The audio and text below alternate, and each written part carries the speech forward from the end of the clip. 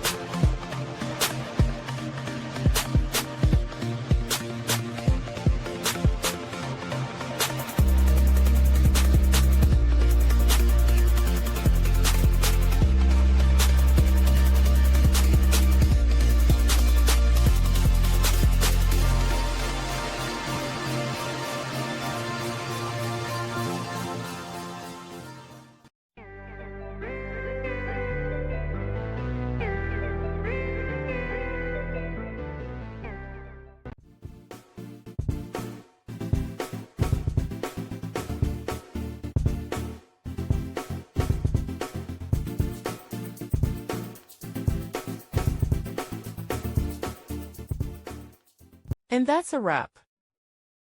I hope you found the answer you were looking for. If you did, take a second to hit that subscribe button. It really helps out. And let me know in the comments which solution worked best for you. See you next time in the debug zone.